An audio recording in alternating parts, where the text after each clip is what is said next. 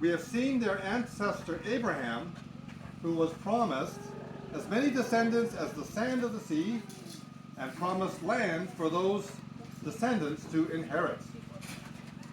The God of the people Israel made the people prosper during their stay in Egypt until Pharaoh became nervous and used them as slaves. With mighty power, God led them out of that country under Moses. For about 40 years, God endured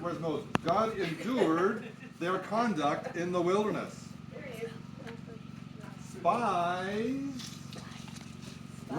Spies were sent into the promised land and got into a bind, but they were protected by a lady with a bad reputation named Rahab, which led her being spared when the city was conquered by Israel, that's Jericho, which led to her marrying a man named Salmon and having a son named Boaz. He was the gracious man who acted as a kinsman redeemer for Ruth, the Moabite widow, who impressed him with her faithful character. Boaz and Ruth had a son named Obed, who gave them a grandson named Jesse.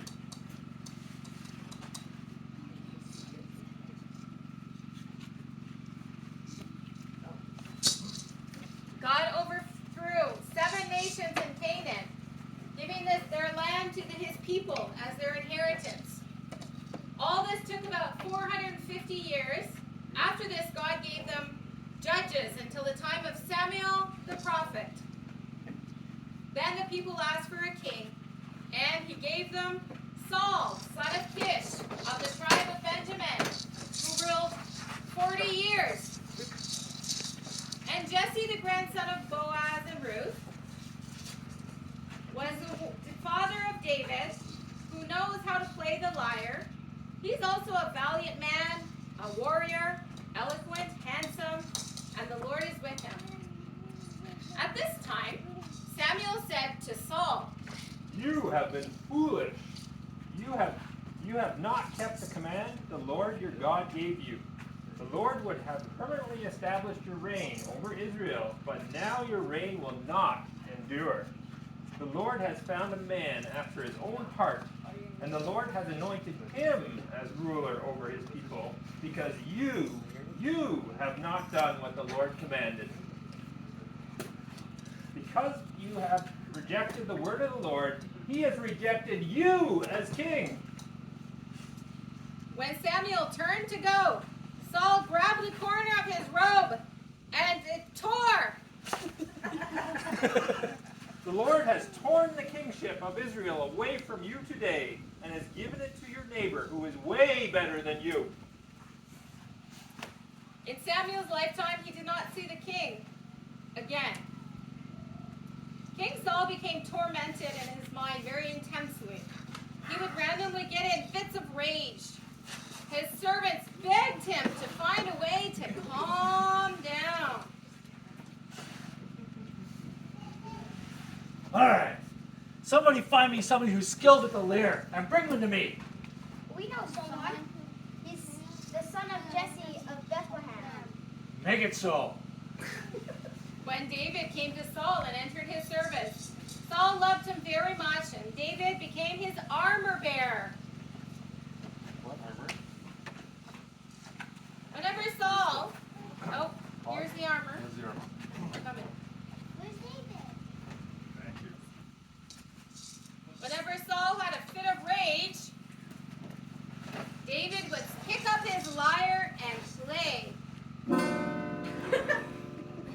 Saul would then be relieved, feel better, and become himself again.